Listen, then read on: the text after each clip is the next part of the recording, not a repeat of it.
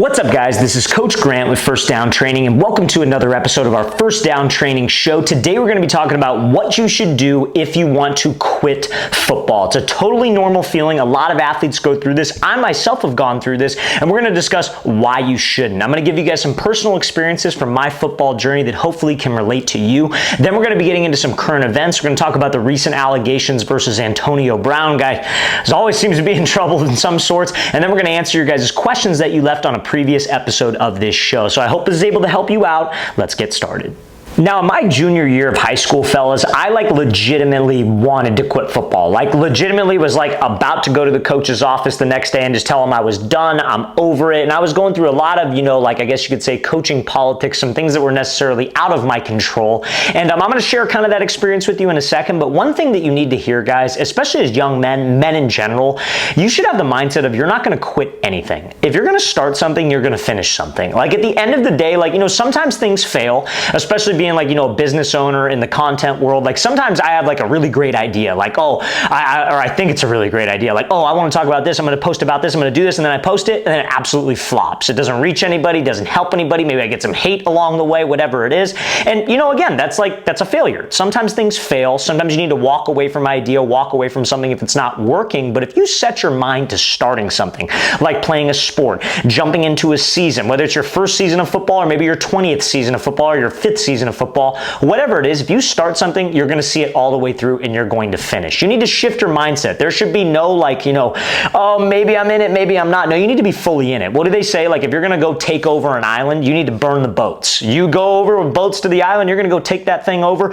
burn the boats. There's no going back. You're either going to die trying or you're going to do it, right? So that's the attitude that honestly you really need to have. Now, these feelings of I want to quit, I don't want to do this anymore, those are internal battles that you have every single day in your mind. Nobody knows you better than you know yourself other than your mind, right? So I think that feeling of quitting is totally normal, but you need to not give in to that feeling of quitting. So what's kind of my story? Why did I want to quit? What were some of the things that were going through my head that maybe I could share with you guys? So my junior year of football was a tough one. I was competing with a kid who was the athletic director's son, and we had just gone through a coaching change. And that athletic director, some of you have heard this story, so I'll try to keep it brief, but that athletic director was in charge of hiring our new football coach. And they went back years. They were best buds. They hung out all the time. They went drinking together, whatever. And his son, the athletic director's kid, was not that good of a quarterback. He was a little bit bigger than me, maybe a little bit more developed, but he wasn't that good. He was more of a receiver. He played receiver on the team the year before. So I felt like I had a legitimate chance to start. And that kid also played basketball. So throughout the entire winter workout circuit, when we got our new coach, I was the guy. I was getting first team reps. I was going. I was improving. My offensive coordinator and I, we had, he was kind of a hothead type coach, but we had a decent relationship, and I had a good relationship with all the offensive coaches, and we were doing well. The offense was progressing, everything was going good. As soon as he came back from basketball, I was an afterthought. I didn't get a single first team rep. It was just give everything to the new kid coming in who happened to be the athletic director's son. And that was very discouraging, very, very pissed. But I was raised by two parents who were hey, listen, man, you're not going to run from anything. You're not going to quit anything. Just because things get tough doesn't mean that you up and run. So what do you got to do? You got to outwork the kid. So that was pretty motivating. Every day I'd show up, I was early. I'd outwork the other quarterback. I'd outwork everybody on the team, because the one thing that you could control is the work that you're putting in, right? That's one thing I want to get across to you guys. There are a lot of external things just in life in general that you can't control. Your car broke down. You can't really control that, but you can control how you respond to that. There is literally no excuse, guys, to not be the hardest worker in the room. If somebody's outworking you, there is no excuse for them to be outworking you. So I really took that to heart. And spring ball rolls around, summer workouts roll around, I'm not getting a chance. And so unfortunately, that athletic director was at a bar. Dude likes to drink a little bit. And my dad was there. My dad's not a big drinker, obviously, but he was there with some of his friends who were cops. It was a cop bar. And he overheard that guy bragging about how me specifically, they're talking about me. These are grown men. These are 50-year-old dudes. He's probably 60. He looks like he's 60, but you could tell I'm still a little bitter about it. But anyways, he was bragging about how I will never play. His son, his name was Hayden. Hayden will start because Ray, who was the head coach, Ray agreed. I agreed to give Ray the job because he said he was going to play my son.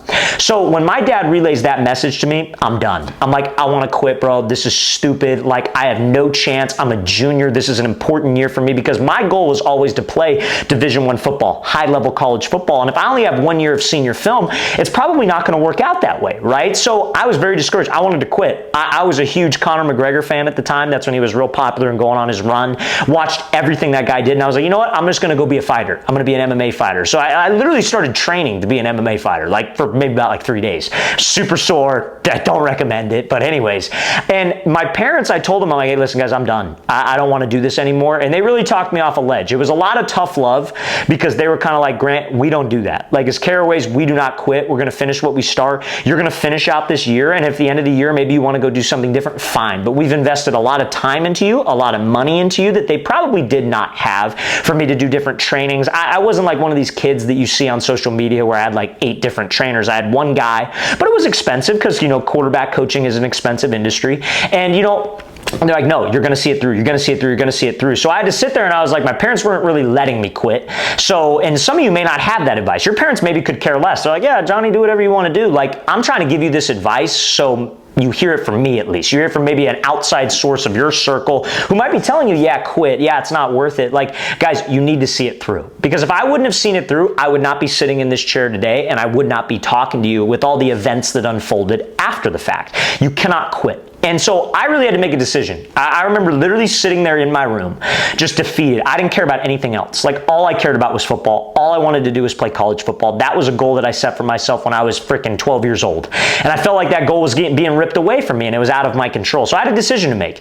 Either am I going to sit there and just quit and let everybody else be right that I didn't have what it takes? Or am I going to prove myself right and be like, you know what, I'm going to stand 10 toes down. If they're not going to give me a chance, I'm going to make it my mission to prove to all of them, to every single one of those coaches that you guys are screwing me over, that I should be playing. And so I just worked and I worked and I worked that entire season and then that entire off season leading into my senior year. Now, obviously my senior year, I didn't get a single snap of legitimate time, you guys. Went through that whole junior year. We would have weekly parent meetings where parents would literally yell at our coach to play me. Parents that I didn't even know well. Like, you know, like you go to your friend's house and like, you know, you have a good relationship with their parents. These were parents of kids that I wasn't really even friends with. We were just teammates. They were like, the team is going to do better if Grant plays. Give him a shot, give him a shot, give him a shot. They would literally berate the coach. He stopped going to the team meetings. He stopped going, right? So it was not just me. It was not just I was the only one. I wasn't delusional. Like I was legitimately being blackballed there. And I know a lot of you guys say like, oh, the coach's son starts over me. I'm getting, you know, no politics, whatever. And you come to me for advice and I'll tell you advice sometimes and maybe some of you take it, maybe some of you don't. But like, guys, I've been there. Like I've literally been in your shoes. But I wanted nothing more than to quit. But I decided you have to make a decision with yourself. I'm not going to do this. I'm going to see this through. And I'm going to do my absolute best to make sure that everybody's proven wrong. And when I do get my chance, I'm going to run with it. So when my senior year hit, I had a great senior year. One of the best senior years that my high school has ever seen. One of the best single years that they've ever seen from a quarterback perspective. I was able to land multiple scholarship offers after the season. Nothing big. I didn't want to play Division III football, but I was able to get a scholarship. My parents didn't have to pay for school. Now, how did this all work out, right? Some of you might be thinking, well, you didn't get your goal playing D1, right? But like, I don't know if I necessarily even wanted to take football that far. I think I was always destined to be in the position that I'm in, to have the reach that I have with youth athletes, working with athletes. It's a really fulfilling job. And obviously it's a way for me to make a living and make a good living. And so I remember I was playing Division III football and I came to the same high school that I was at to work out. And all of a sudden a coach put it into my head. He was like, hey, what do you think about coaching? We have a job opening. Do you want to coach for us on varsity? And I was like, I had to really think about it. I'm like, do I want to keep playing football? And I wasn't really happy with the situation that I was in. You know, I had a scholarship and whatever, but I felt like there was nothing more for me. I felt like I accomplished a major goal and I was kind of in that like, what's next attitude, right? And so after that, I was like, yeah, sure, I'll coach. So I stopped playing football and I started coaching. I was like 18 years old. We posted a video on this last week about kind of what I went through. And then, you know, one thing led to another and I was like, maybe I should start training. Maybe I should start training athletes because coaching at school really wasn't for me. And then First Down Training happened. And then, you know, we get a little steam and then here we are. We're the biggest football training brand in the world. So I wouldn't be here today, and I can't tell you how happy I am. I wake up every single day and I'm freaking pumped. I don't care what day it is. It could be Sunday, it could be Tuesday. It's the same day for me. I love what I do. Some people might call me a workaholic. Some people say I work too much, like I never have any fun. This is fun. Like what I do every single day is so fun. There's nothing else I would rather do than do what I do. And the goal, guys, is not to win at football, because football is going to end at some point for all of you. The goal is to win at life. So how does this all tie into wanting to quit? I'm not trying to just brag about myself. I'm not trying to just brag about how I stuck things out and saw things through. But what I'm trying to tell you guys is that the universe, I equate it to God. I'm a Christian, so I always try to relate things to God. I think God puts certain things in you for a reason, right? So I think he put football in me for a reason. Like, he put me in, you know, when I decided to play football when I was in like 3rd grade, like that happened for a reason. And I had this burning just fire to play football. And I wanted to play football, and I wanted to be successful. I wanted to go D1. I wanted to play in the NFL like many of you guys do. Not everybody plays in the NFL, guys. Not everybody plays D1. But if you have that like burning desire to do something, and this is what you want to do, but you feel like external circumstances or even internal circumstances are preventing you from getting to that point, and you want to quit, don't do it. You have that feeling in your gut, and you know what I'm talking about if you're watching this and you have that feeling. You have that feeling in your gut of like, I want to go do this. And if you're thinking about quitting, don't do it. Because let's say you stick it out, right? Let's say you're in the exact same situation I was in. Let's say you stick it out. And let's say you end up, you know, like you go to a D3 school. Nowadays, you can always go there and transfer, because the transfer portal is a thing. It wasn't a thing when I was in high school.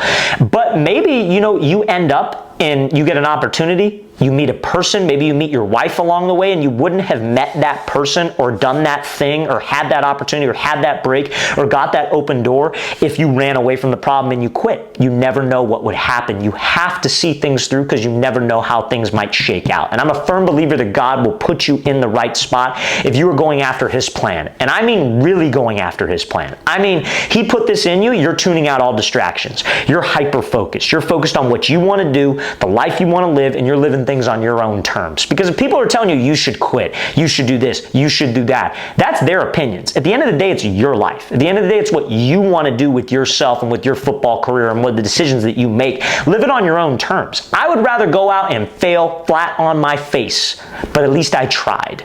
And I'm telling you this right now, you have to have a little faith in the process, but you got to have faith that it's going to work out. I relate it to God again, but I feel God puts these challenges in your path to see how bad you want it and how much faith you have in him.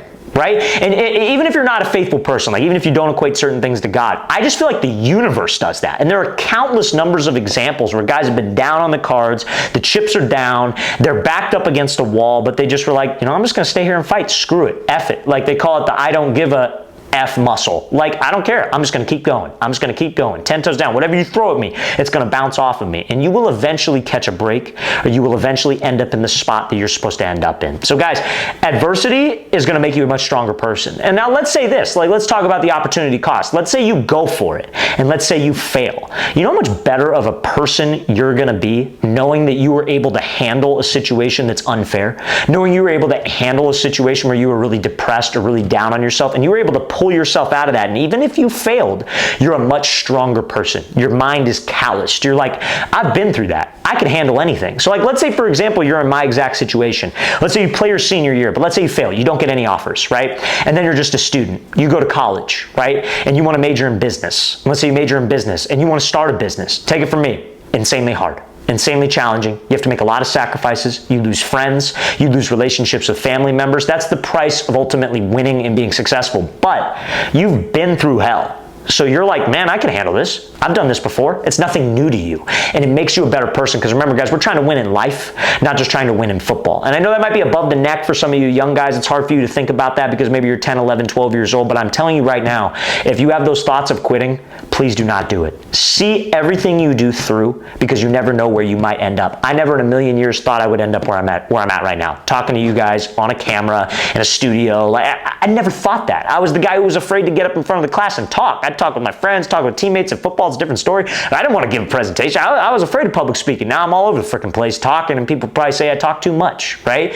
So you never know where you might end up. You never know what God's plan actually is for you. You just have to run towards that burning desire that you have in your gut, and I promise you things will work out, okay? So that's all I'm going to say about that, guys. I understand what you are going through. If you want to quit football, I understand it. But trust me, see it through, and you will be very, very happy with the result. Let's play the long game, not the short game, okay? So now, fellas, before we get into some current events and answer some of your guys' questions, if you're a football player watching this and you'd like to train with myself and my staff of coaches this year, we're coming out to 3 more cities across the entire U.S. for 2-day long QB and wide receiver training camps. We've already been to 12 cities this year. Great turnout. If you guys attended, we really appreciate the support. We release our schedule for next year on July 1st, so that's coming up, obviously, but we're going to be coming out to Columbus, Ohio next. Then we'll be heading out to Boise, Idaho, and finishing off our camp tour this year in Los Angeles, California. So guys, if you're local to one of those cities, you'd like to train with myself and my staff, go to that very first link in the description below. That's where you can sign up. That's where you can get all the information. So guys, again, very first link in that description below.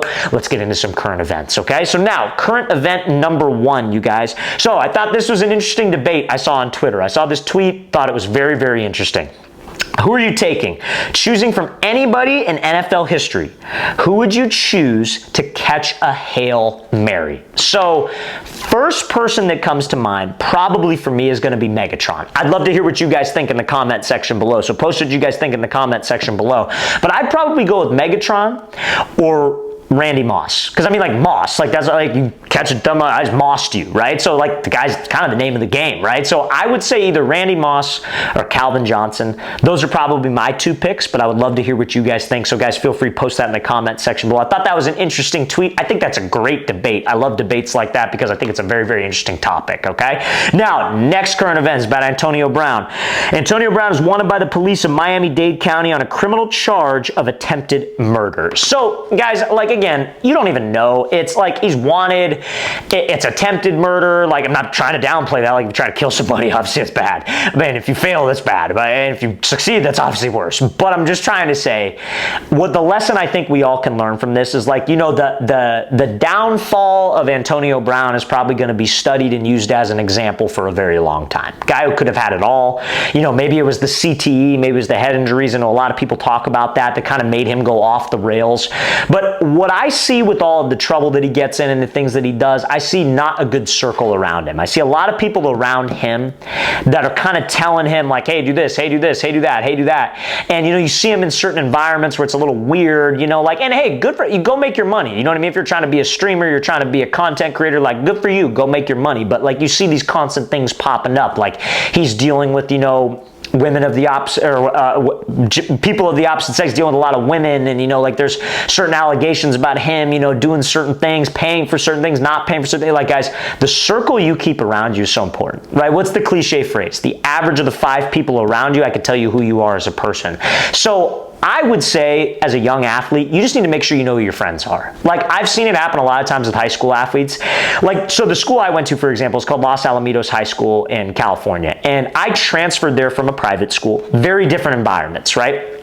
And now, the notion around Los Al was the nickname was Los Alcoholics, and there was a serious drug problem at that school. I didn't see one drug in my entire 3.5 years there.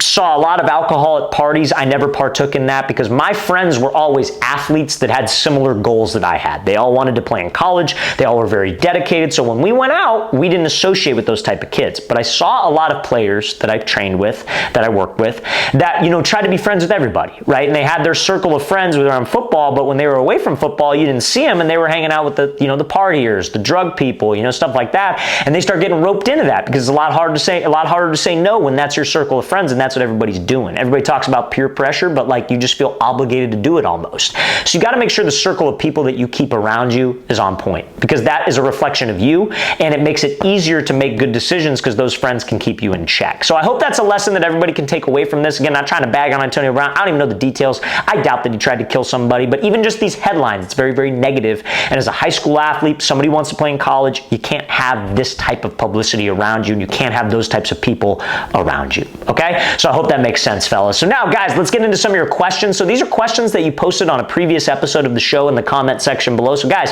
if you want to get featured on our next episode, post your questions in the comment section below. Be happy to answer all of those for you guys, feature you on this show and all that good stuff. So seriously, guys, really, really appreciate the support. Appreciate you guys tuning into our new style of videos that we're doing here. So let's get into the first question. So this is from Dylan Doanias. Hey, coach, I'm 5'8", almost 5'9". I'm 13 play receiver. Despite the fact I'm taller than my opponents, I'm still having trouble catching high balls and jump balls. Can you give me some tips to improve my vertical or just some high ball catching tips? So yeah, when it comes to a jump ball, what you got to do is you got to understand that it's a mindset. When you go up for the ball, you're going up strong. That's your ball, and you're taking that thing away from the DB. Now, where DBs make their money on a jump ball because they're reacting off of us, and sometimes it happens very fast, fast. They make their money on the way down. A lot of times dudes go up with the ball and then on the way down they're holding this thing away from themselves. That's when a DB is going to knock that out. So you got to make sure we go up strong for the ball, and then what we're doing is we're trying to put it away violently to the tuck on the way down. And it would actually help if you had a defender right here. Let's say you caught a jump ball, try to turn your body between the defender and the ball, so when you put it to the tuck violently, you still protect that thing, okay? So I appreciate you asking that, man. Hope that was able to help out. Next question from Jackson Jarrett. I just finished 8th grade and will be a freshman in the fall. Should I create a Twitter account for football now, or should I wait till varsity? I'm a firm believer that if you're an 8th grader going into your freshman year, you need to have an account on X. You need to make a Twitter account, and your goal needs to be building relationships with college coaches. So on that Twitter, include your graduating class, the high school you're attending, the position that you play. Profile picture should be you in some football environment. And I would post content of you just like training. It doesn't need to be a whole training reel. You don't want to post like your bad reps. Post the best reps that you get from weight room workouts, field workouts, workouts with your trainer, whatever it is. So you have some type of social presence. Then what you need to do is you need to follow college coaches on there, and you need to interact with them. Ask them if they have camps coming up. Just follow them. You're building a contact list and you're trying to network. So when you get into high school and you get varsity film, you already have a network of coaches that you could send your film to, and that can ultimately help you lead to an offer. So that's what I would say, man. But yes, absolutely make a Twitter account if you're an 8th grader going into your freshman year, okay? Next question. This is from Captain3513. Hey, coach, do you think if I take a 4-day break of playing football, I will get worse? So here's the thing about taking breaks from football. If you feel burnt out, if you feel overwhelmed, your body's run down, taking a few days off is not going to be the end of the world. It might actually help you. It might actually help your body recover, so when you come back to football, you could attack your workouts better. I'm not a believer in taking multiple weeks off. You know what I mean? Like after the season, different story. Your body's beat up, you're dealing with injuries, I get that. But like in the off season, I would say 3 to 4 days at the absolute max. You go on vacation, you should be doing some stuff on vacation to keep your skills sharp. Because I'm a firm believer that athletes can get into good habits and just as fast as they can get out of bad habits. So you take 2 weeks off at a time, it's going to be rusty, guys. And we're coming up on August where things are about to get very real. You can't afford to be taking massive amounts of time off. But if you're feeling burnt out, feeling tired, 3 to 4 days is not going to kill you. Okay? All right, fellas. So guys, appreciate y'all tuning in. Hope this was able to help. Hope this gave you some value and helped you out with some things. Again, guys, if you have questions, stuff you want to ask me, don't hesitate. Post those in the comment section below of this video. We'll feature you on our next episode of our show, and I'll see you guys next time.